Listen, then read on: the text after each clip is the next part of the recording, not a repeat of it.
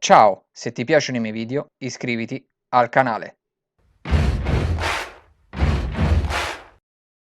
Is there anything you would have liked to realize with Freddie, but you didn't have unfortunately time and chance to do together? Yeah, there is. You're correct in this. I mean, Freddie at that time in the mid '80s was kind of thinking, well, and I think probably the rest of the band were in that at that time probably thinking the same thing. How much longer will we go on? You know, and Freddie said, and the physical efforts of what they were doing as you get older, it can become more and more difficult and Fred, I think, was looking sometime in the future and thinking, well, if I'm still around, then there will be things that I will probably want to do which I couldn't do when we were touring full all the time, for example. And so we had a good friend that used to come around to the house quite a lot, called Wayne Eagling. And Wayne Eagling was a principal dancer at the Royal Ballet in London, and had been, when Freddie was involved with the Royal Ballet on the video, Wayne was involved in that. Wayne was in charge of a Danish ballet company, and he said to us one day, it would be really interesting if you guys would think about it to write some music for the ballet.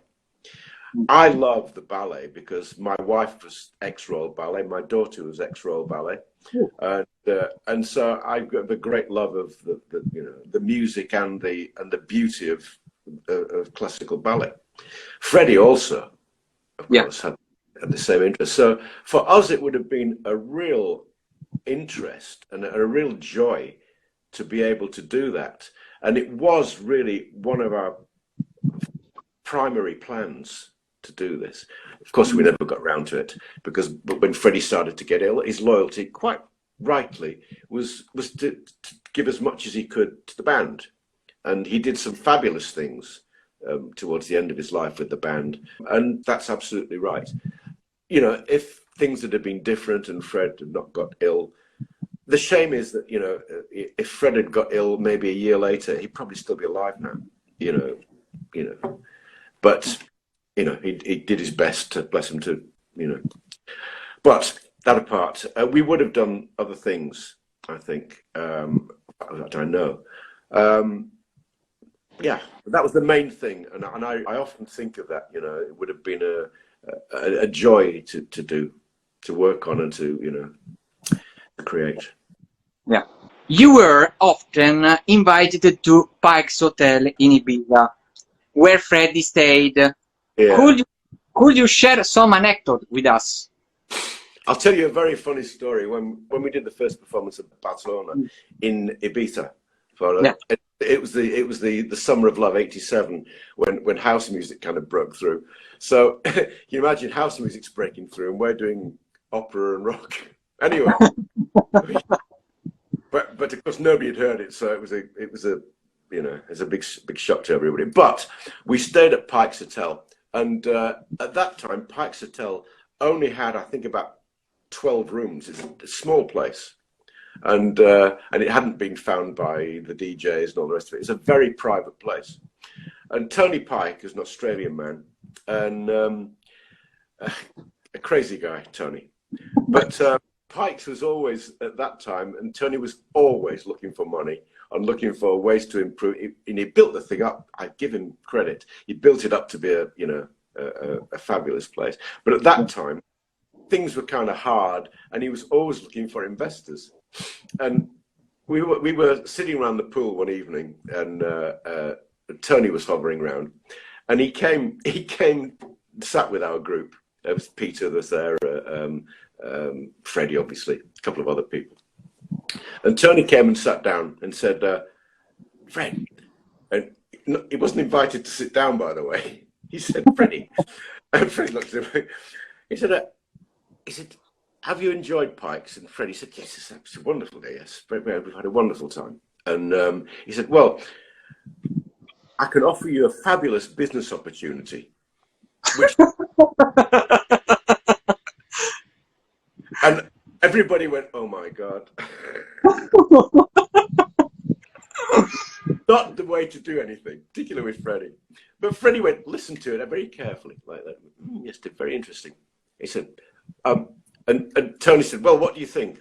And Freddie said, well, no, dear. I said, well, look, if I were to buy this place, I'd have to make some changes. And the first thing I would do was to fire you.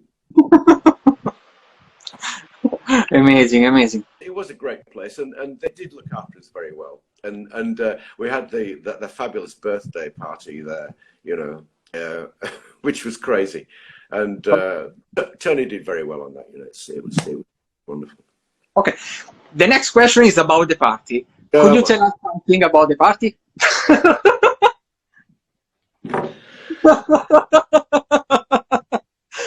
What can I tell you? I can't tell you anything. Well, it starts, okay. We flew over in a private jet, you know, maybe about, I don't know, a dozen of us. And that was 3 or 4 days before the party. And the word had gone out. And, you know, the thing with parties is that if people know it's happening, you know, everybody in Ibiza wanted to come to this party. And so the big thing was keeping people out, you know. It was just difficult, you know. And it finished up. I've never seen, Pikes wasn't a very big place, but there were just people everywhere, and people who'd fancied. It was quite incredible. It was like a Fellini movie, you know. It was just absolutely crazy. And the people who didn't come out with us earlier, Freddie chartered an airliner full of people from the UK came as invited guests.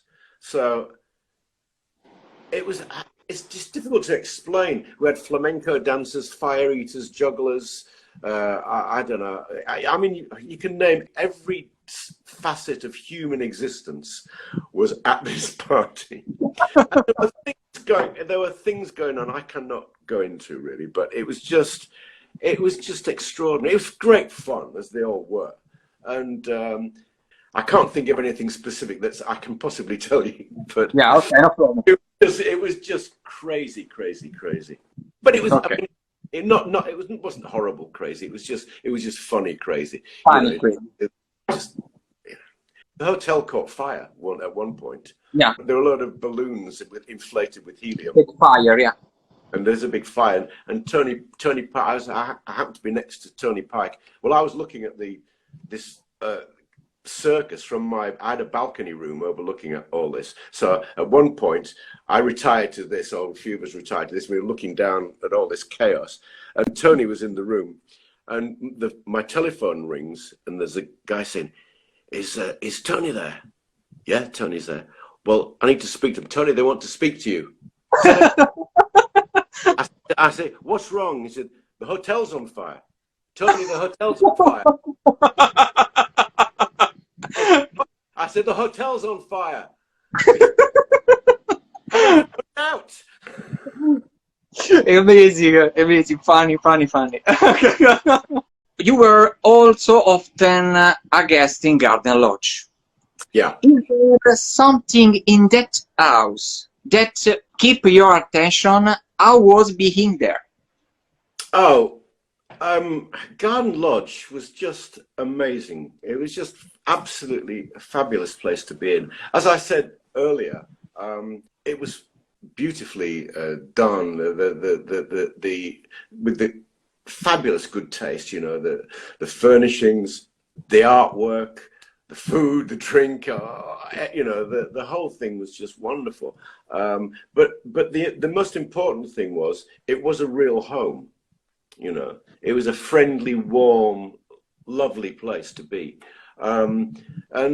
And Freddie was not precious about it. You know, if people were in there, they would enjoy themselves. You know, and he wasn't kind of watching. Are they gonna you know, break anything? Are they gonna spill wine? It didn't matter. You know, And people were very respectful when they went in there, of course, but things happen when when you have people in and whatever. But it was the main thing was it was a real place of happiness and joy, and Freddie as a host was incredible. I tell you one great story about that is and it kind of for me sums up my memory of Freddie. It was we'd been in the studio and we came back to Garden Lodge, and he'd invited everybody to dinner, well, there was a dinner party going on, and Okay. I was at the door, and he said, "Are you coming back for dinner later?" And I said, "Yeah, yes, of course, yeah." And as he said that, he turns around to the people working there, Joe and Pete, and said, "Can you get the mice and crockery out and those glasses then, and these flowers need changing?" And I said, "Fred, whoa. I said, "Who's coming tonight?" He said, "Oh, just you and Linda and Peter and I said, "Well, just our gang of people." He said, "Yes." I said, "Well, you don't need to go to all this trouble." He said, "Of course, that's the whole reason I'm doing it, for my friends." Yeah. In other words, his friends are the most important part, and you try harder for your friends than you do for anybody else. And I thought, oh, and Peter Straker told us how wonderful was a Christmas Eve when you were all together and you, Mike, played the piano some carols. What do you remember about that night? well, Freddie loved Christmas, and it was the joy of. It really was the joy of having. Look, Christmas is great for most people, If you have a family, particularly, Freddie's family were his friends, and he got so excited about giving gifts and receiving gifts like a child, "Oh, what have I got here?" Yeah. And the tree was always amazing. Decorating the tree was just great fun, and where everybody helped with that. And it was, and of course the food was magnificent, as ever. And it was just a joyful experience, and with the added kind of thrill of it being Christmas. It wasn't just like a normal party. It was just, very close friends and just good fun. And the laughter was just, it's just fabulous. But as usual, when all these things happened in Garden Lodge, I would finish up on the piano and they'd be shrieking away, singing whatever they wanted to do. And as it was Christmas, I remember, I think that we every Christmas carol I could possibly think of, we went through, and then Christmas songs, and it got sillier and sillier. They used to try and catch me out and say, "Oh, I bet you don't know this song." They'd look at the back of an album. "Do you know this song?" Well, I'm lucky because since I was a child, I have like a photo memory for tunes, Yeah. and I can remember. I don't know how. Sometimes where I remember them from. Like, oh yeah, I think I know that. So they would always try and catch me out, So we would go on for hours. But it was great fun, and I remember that instance very well. Yeah, there are a few very good Christmas parties. Okay. Have you ever received a gift from Freddie you are keeping even today?